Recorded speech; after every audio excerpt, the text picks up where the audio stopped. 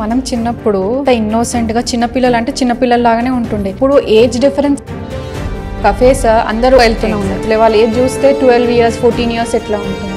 The child can order, they say I am hungry, the parent cannot deny, order what. Nowadays we are seeing a lot of this cafe culture. Children international schools దగ్గరలో పెడతారు cafes. Give them freedom, give them what they want, but there has to be boundaries. ఎక్కడ చూడు gadgets పిల్లలు కనిపిస్తున్నారు. తినిపియాలన్నా phone ఇచ్చే కూర్చోబెట్టాలి, లేదంటే తినను. Parents కూడా ఉంటున్నారు. సో ఎట్లా మాన్పియొచ్చు, ఎట్లా హ్యాండిల్ చేయాలి పిల్లల్ని? Screen, mobile phone, TV, entertain everybody. They have to feed everybody. They have to take care of their work from home jobs.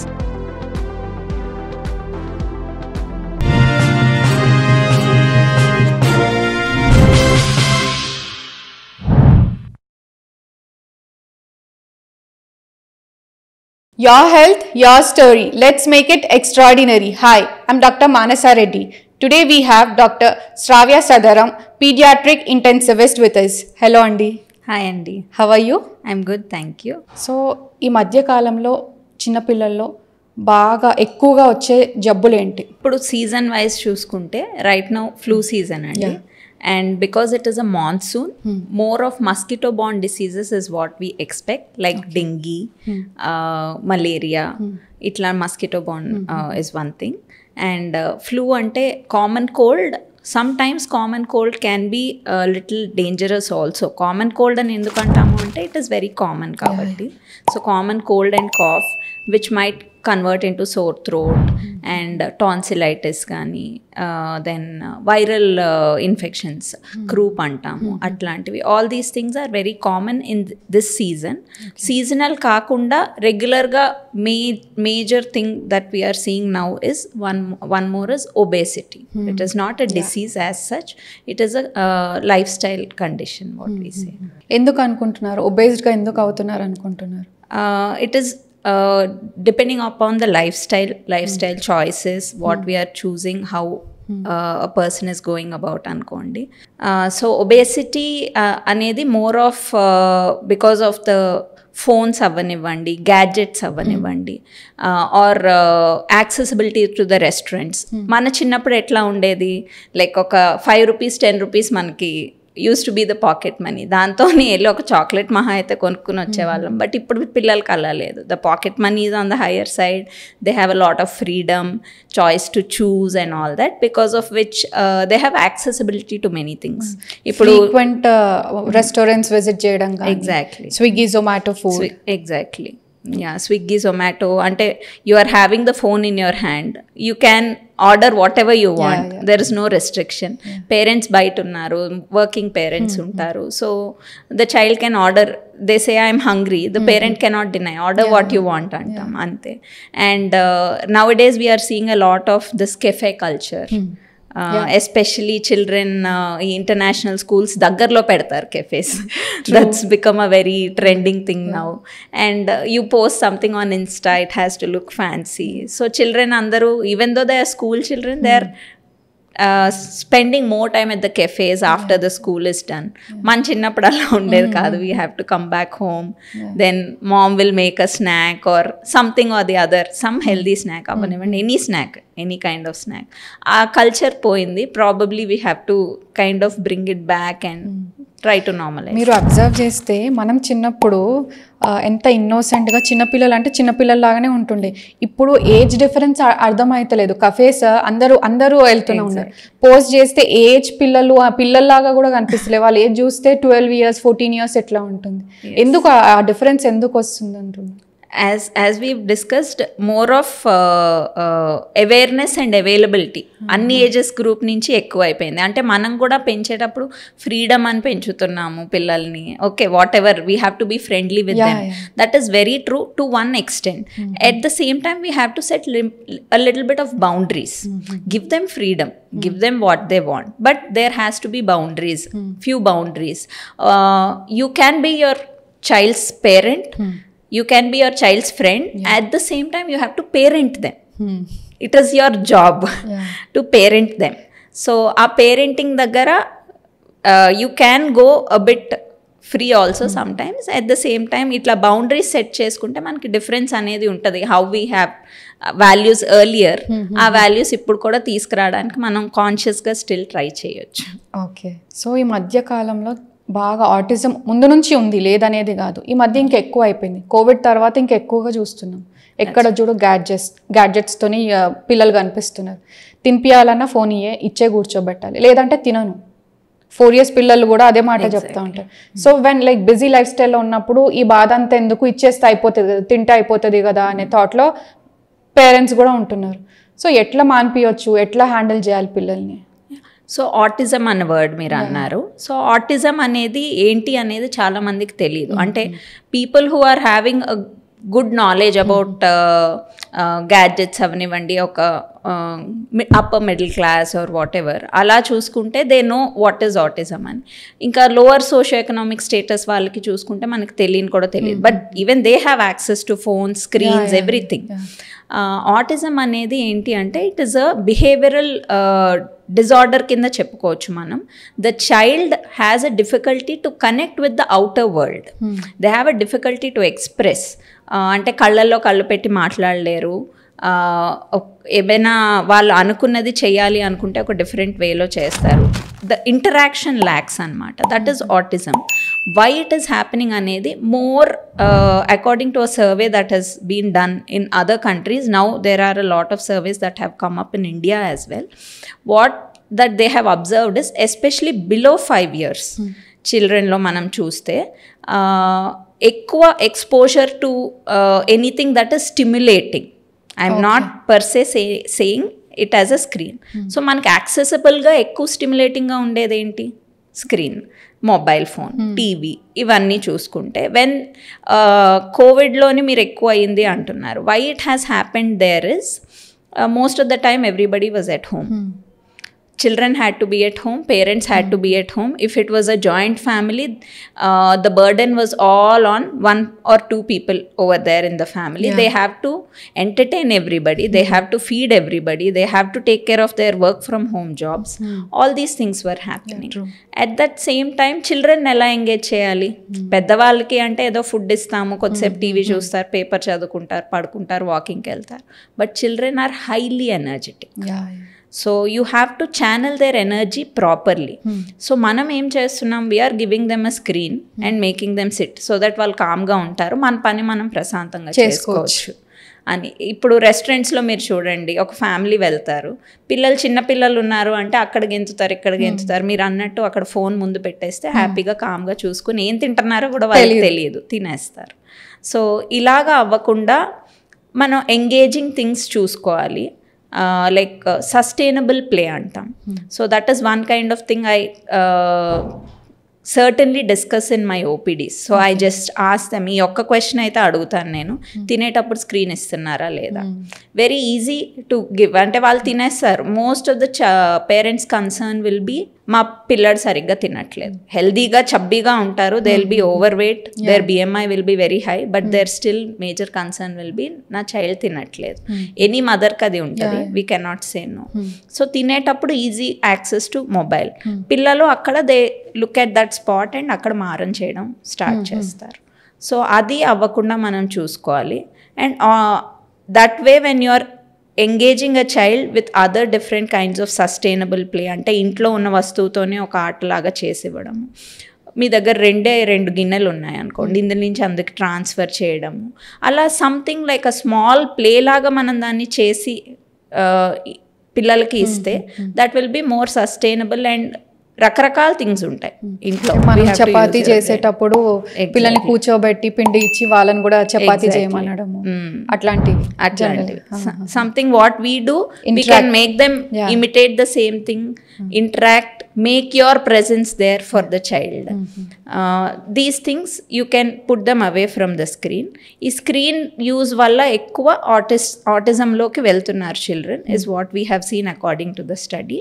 So that way maybe autism అనేది we can keep it at bay. As I said, it is stimulating కదా. So anything that is over stimulating ఆ పిల్లలకి ఇప్పుడు మీరు ఒక channel పెట్టారు, YouTube channel పెట్టారు, అందులోని ఒక రైమ్స్ వస్తున్నాయి మీకు. I don't want to name the channels, multiple YouTube channels ఉన్నాయి చిల్డ్రన్కి. ఒకదాని తర్వాత ఒకటి 10 seconds 5 secondsకి స్క్రీన్ మారుతూ ఉంటుంది. అట్లా మారడం వల్ల that is called over stimulation. So వాళ్ళ ఫోకస్ ఒక దాని మీద ఉండదు. That is only autism.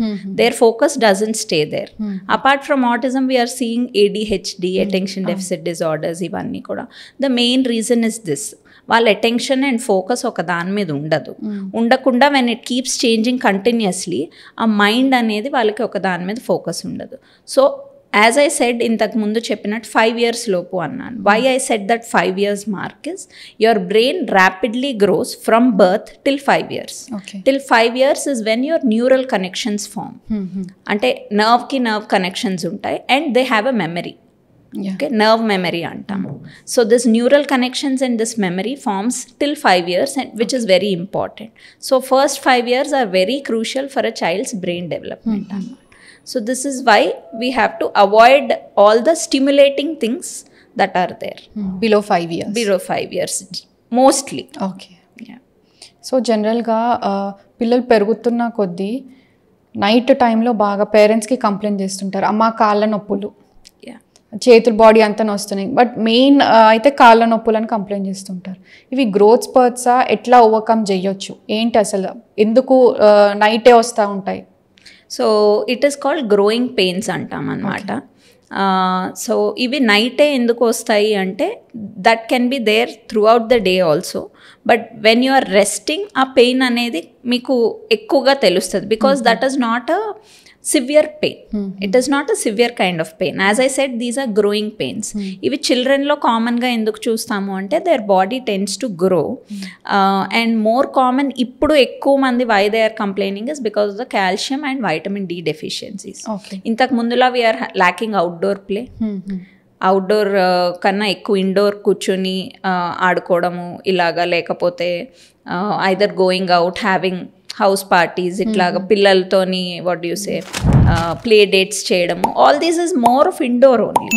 Even though you are going and in to play, gadgets away వెళ్ళినా, ప్లేలోకి వెళ్ళినా కూడా indoor, as I said, play dates చేసుకోవడము, లేకపోతే ప్లే జోన్స్కి వెళ్ళడము, ఇది ఎక్కువ అవుతుంది. కానీ అవుట్డోర్ ప్లే తక్కువ అవడం వల్ల vitamin D deficiencies, calcium deficiencies we are seeing more, because of which growing pains ఎక్కువ అవుతున్నాయి.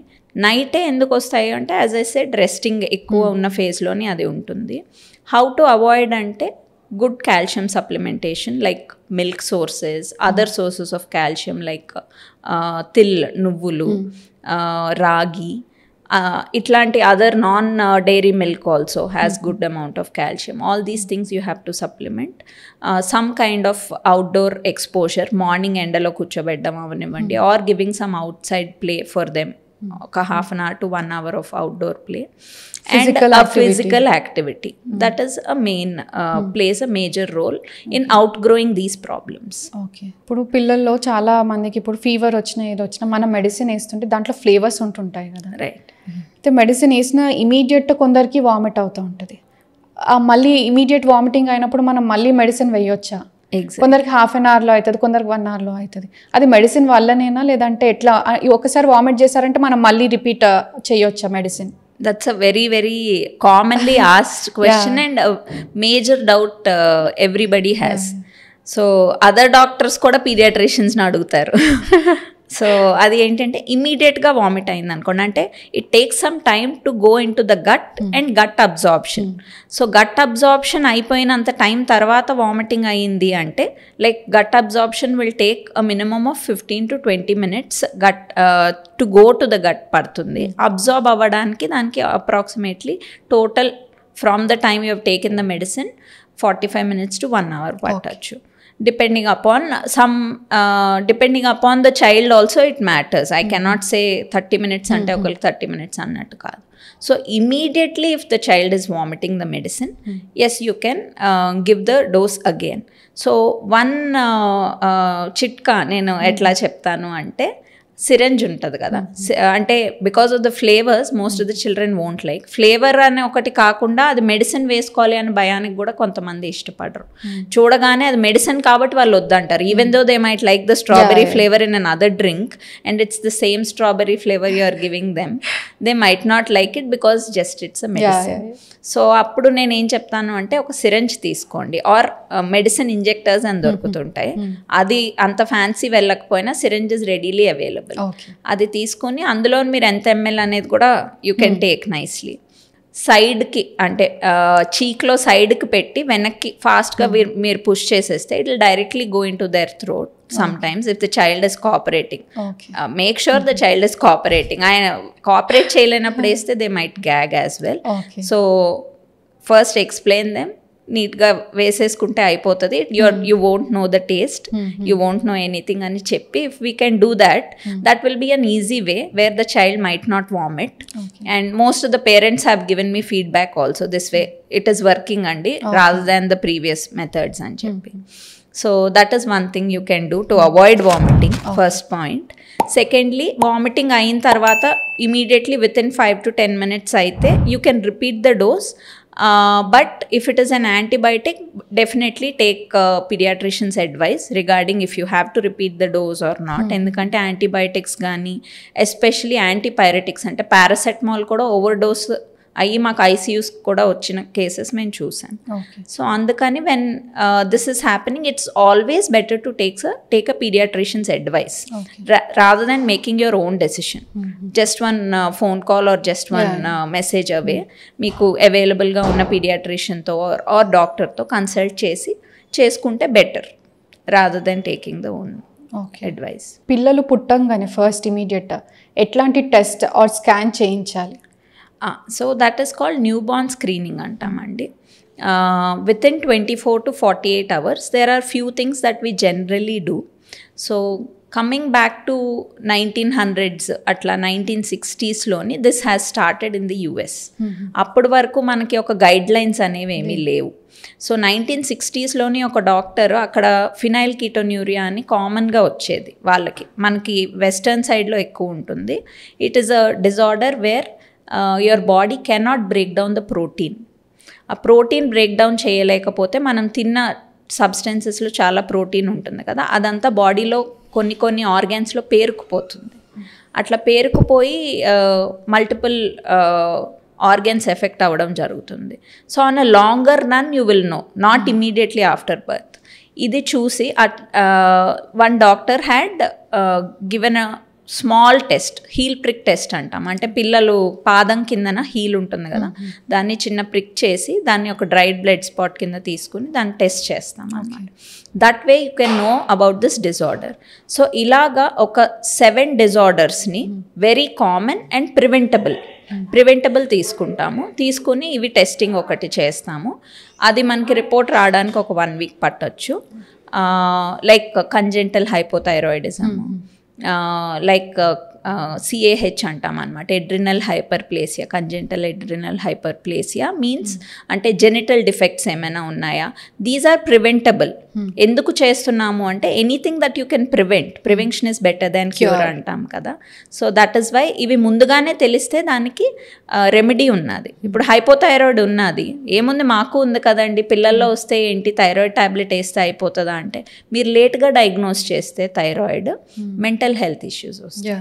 సో థైరాయిడ్ డెఫిషియన్సీ ఉంటే చిల్డ్రన్లో బ్రెయిన్ ఎదుగుదల మీద దెబ్బతింటుంది. పెద్దవాళ్ళలో అలా కాదు, ఎందుకంటే పెద్దవాళ్ళకి బ్రెయిన్ డెవలప్ అయిపోయింది, పిల్లలకి ఇంకా అవ్వలేదు. సో అందుకని ఇలాంటి వాటి కోసం it is always better to diagnose early. So అది ఒకటి చేసుకోవాలి. Then hearing and vision test చేస్తాము. As soon as birth hospital నుంచి మీకు డిశ్చార్జ్ చేసే ముందే చేసేస్తారు in the first 2 to 3 days. And one more is pulse oximetry అని. అంటే మనకి ఇప్పుడు సేమ్ పల్స్ ఆక్సిమీటర్ మనం ఎలా వాడతాము ఫింగర్కి, సిమిలర్ది పిల్లలది ఇంకొక చిన్నది ఉంటుంది అనమాట, విచ్ హ్యాస్ కనెక్టెడ్ మానిటర్కి కనెక్ట్ చేస్తాము. అది అట్ బర్త్ చూస్తారు. So that any congenital heart defects ఉన్నాయో లేదో తెలుసుకోవడానికి. ఈ 3 కంపల్సరీగా it has become norm in the American Academy of Pediatrics. Now Indian Academy of Pediatrics also had made it mandatory. So private హాస్పిటల్స్లో compulsory they are doing all these 3. గవర్నమెంట్లో they are lacking this newborn screening in few government setups where they have good backup అక్కడ చేస్తున్నారు. అది చెయ్యలేదు అనుకుంటే it is always better వాళ్ళకి ఎవరికైతే ఈ మెసేజ్ వెళ్ళలేదో వాళ్ళకి తెలిసినట్టయితే న్యూ బార్న్ స్క్రీనింగ్ చేయించుకుంటే for the basic 7 disorders it should be good. Okay, ఇప్పుడు మనం పిల్లల్ని జనరల్గా చూసినప్పుడు వీళ్ళు హెల్దీ బేబీ, వీళ్ళకి ఇలాంటి లక్షణాలు చూస్తే లేదు వీళ్ళల్లో ఈ లోపం ఉందని ఎట్లా తెలుస్తుంది? ఇది హెల్దీ బేబీ, దీంట్లో ఇంకో బేబీలో ఎట్లాంటి హెల్త్ ఇష్యూస్ ఉన్నాయని how to differentiate healthy and an unhealthy baby by appearance అంటున్నారు మీరు.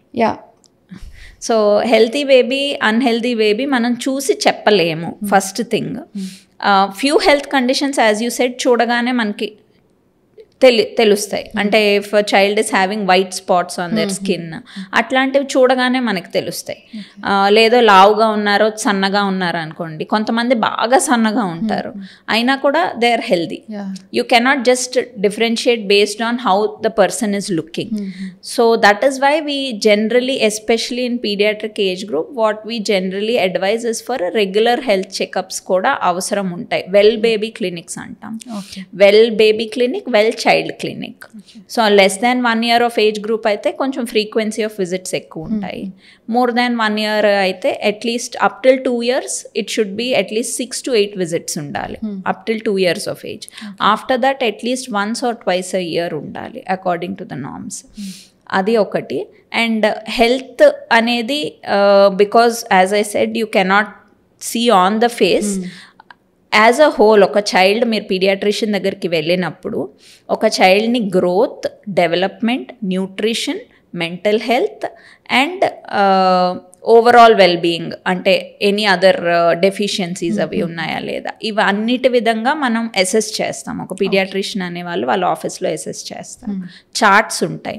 అకార్డింగ్ టు ఇండియన్ స్టాండర్డ్ వాళ్ళ గ్రోత్ ఎంత ఉండాలి.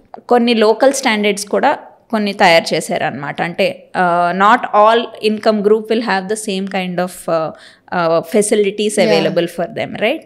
సో దాని ప్రకారం అందుకని ఇండియన్ స్టాండర్డ్స్ వేరుగా వచ్చాయి. సో ఇండియన్ స్టాండర్డ్స్ ప్రకారం ఆ గ్రోత్ మనం మానిటర్ చేసుకోవడం, అవి చూసుకోవాలి.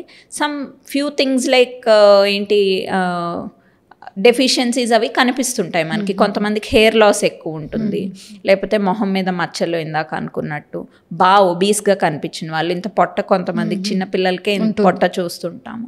ఇలాంటివి ఇమీడియట్గా మనకి కంటికి కనిపించినవి we can immediately address. We can ask ఇవి ఏంటి హెల్త్ ఇష్యూస్ ఉన్నాయా. ఇప్పుడు నా ఓపీడీకి ఎవరైనా వచ్చారు, ఇప్పుడు జనరల్ కాఫ్ కోల్డ్తో వస్తారు, but we are seeing as I said obese చూస్తున్నాము, డెఫిషియన్సీస్ చూస్తాం. So as a whole when we are treating the child holistically all these things బయటపడతాయి అన్నమాట. ఈ గ్రోయింగ్ పెయిన్స్ ఇట్లాంటివి కూడా few issues will be there. So everything has to be talked about, everything has to be dealt with. Parent కూడా దీన్ని అడగొచ్చు పీడియాట్రిషియన్ని, ఇవన్నీ మనము చూసుకుంటే బాగుంటుంది అని. Nutrition also plays a major role. Okay, ఇందాక మనం మాట్లాడుకున్నట్టు వైట్ ప్యాచెస్ అని మాట్లాడినాం కదా, అది ఎప్పుడు సివియర్ అవుతుంది? ఎందుకంటే కొందరి దగ్గర మనం చూపించినా కూడా కొందరు పీడియాట్రిషియన్ ఏమంటారు నార్మల్లీ అది పెరుగుతూ ఉంటే తగ్గిపోతుంటుంది, కొందరికి హ్యాండ్ పైన కూడా వస్తుంది, కొందరికి చీక్ పైన వస్తుంటుంది. ఏంటది, ఎప్పుడు అది సివియర్ అని డయాగ్నోస్ చేయాలి, ఎప్పుడు ట్రీట్మెంట్కి వెళ్ళాలి? సో వైట్ ప్యాచెస్ అనేవి సివియర్ నాన్ సివియర్ కన్నా వైట్ ప్యాచెస్ అనేవి రాకూడదు కదా. నార్మల్గా అందర్ స్కిన్ రెగ్యులర్గా ఉండాలి. ప్యాచ్ వచ్చింది అంటేనే there is some deficiency. Okay, so immediately you have to act upon the deficiencies. ఏం డెఫిషియన్సీస్ ఉన్నాయి? మోస్ట్ కామన్లీ ప్యాచెస్ ఎప్పుడు వస్తాయి అంటే 2 types ఉంటాయి అందులో. వన్ ఇస్ స్కిన్ డిసీజ్లో కూడా వైట్ ప్యాచెస్ వస్తాయి. So that is the reason మనం వైట్ ప్యాచ్ చూడగానే డెఫిషియన్సీ అని మనం జడ్జ్ చేయకూడదు. That is why I'm saying you better visit a doctor. So they will assess what it is, if it is a deficiency or if it is a skin disorder. అంటే tinea అని ఒక kind of skin condition కూడా చూస్తాం మనం. అందులోని కూడా ఇట్లా white patch వచ్చి చుట్టూ దగ్గర నుంచి అబ్జర్వ్ చేస్తే చుట్టూ చిన్న ఇట్లా స్మాల్ బబుల్స్ లాగా ఉంటాయి. That is a fungal infection. Okay, especially school going చిల్డ్రన్లో ఒకరి దగ్గర నుంచి ఒకరికి వచ్చేటప్పుడు చూస్తాం, ఇలా కామన్గా ఉంటాయి. సో అది అదా లేకపోతే డెఫిషియన్సీస్ వల్ల వచ్చిందా? First identification is there.